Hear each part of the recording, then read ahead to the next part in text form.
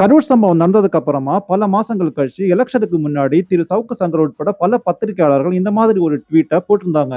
அதாவது கரூர் சம்பவம் நடக்கும்போது விலையுறந்த கேமராக்கள் வச்சு ஜனநாயகன் படத்தோட ஷூட்டிங் எடுத்திருந்தாங்கன்னு ஒரு அலிகேஷன் ஒன்று வச்சிருந்தாங்க. இதை பத்தி திரு ரங்கராஜ் பாண்டே அவர்கள் சமீபத்தில் நடந்த ஒரு இன்டர்வியூல வினோத் கிட்டேயே இந்த கேள்வியை டைரக்டா கேட்கிறாரு. அவர் சொல்ற இந்த பதில கொஞ்சம் கேட்டு பாருங்க. கரூர்ல வச்சு ஷூட் பண்ணிட்டாங்க, நிறைய கேமரா வச்சிருந்தாங்க. அதுல வந்து இந்த கேமரா பாருங்க அப்படின்னா ரவுண்ட் பண்ணிலாம் நிறைய வந்துச்சு. அதுல உங்க கேமரா எங்க இருந்துச்சு? அது எனக்கு அமிச்சாங்க. அப்போ நான் ரியாக்ட் பண்ணணும்னு கேட்டேன். நான் இது பதில் சொல்கிறேன் அப்படின்னு கேட்டேன். அப்போ வேணாம், இது பெருசாயிட்டே போகும் அப்படின்னு தடுத்துட்டாங்க. வேணாம், ப்ரொடக்ஷனில் சொல்ல வேணான்ட்டாங்க. இப்போ நான் ரொம்ப சிம்பிளாக கேட்குறது என்னென்னா, நான் சென்னையில் இருந்தேனா, பெங்களூரில் இருந்தேனா, கரூரில் இருந்தாலும் கண்டுபிடிக்கிறதுக்கு வந்து ஒரு போலீஸுக்கு ஒரு 15-20 நிமிஷம் ஆகலாம். ஆனால் பத்திரிகையாளர்களுக்கு அட்லீஸ்ட் ஒரு 15 மணி நேரத்துலையாவது கண்டுபிடிச்சிட முடியும். என் வீட்டு சிசிடிவியோ, என் ஃபோனையோ ட்ராக் பண்ணலாம், சுற்றி இருக்கிறவங்களை விசாரிக்கலாம், தெரிஞ்சவங்களை விசாரிக்கலாம். இது எல்லாம் பண்ணாலே ஈஸியாக கண்டுபிடிச்சிட முடியும்.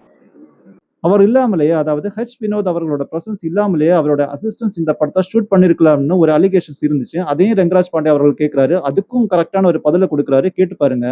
நீங்க தானே சொன்னீங்க நீங்க போக வேண்டியதுல உங்க அசிஸ்டன்ட் சொன்னாலே சார் செஞ்சுறாரு. அப்ப நீங்க போகாமலே ஒரு 10 கேமரா வச்சு நீங்க அது அப்படியே பண்ணியிருந்தா கூட படம் லீக் ஆயிடுச்சு. அதுல அந்த கரூர் ஷாட்லாம் இருக்கான்னு பார்த்தா தெரிஞ்சிருமே. அப்போ அந்த பொய்யை சொன்னவர் மன்னிப்பு கேட்டுக்கலாம். ஒரு நாள் அவர் நேரில் பார்த்தா நான் கண்டிப்பாக கேட்பேன். அது வந்து அவர் பண்ணது பெரிய தப்பு, அவர் பண்ணதை நிறைய பேர் கேரி பண்ணது பெரிய தப்பு. அப்படி ஒன்று வந்து நான் சத்தியமாக பண்ணலை. அவர் சொன்ன மாதிரியே அன்னைக்கு அவர் இந்த விஷயத்தை பத்தி பேசாம விட்டதுதான் நல்லதுன்னு நினைக்கிறேன். ஏன்னா அப்போ அந்த விஷயத்தை பத்தி பேசியிருந்தா இன்னும் இந்த விஷயம் ஊதாகரமா வெடிச்சிருக்கும். நல்ல வேளை அதை பத்தி பேசாம விட்டதுதான் நல்லதுன்னு நினைக்கிறேன். இதை பத்தி உங்களோட கருத்துக்களை கமெண்ட்ல பதிவிடுங்க.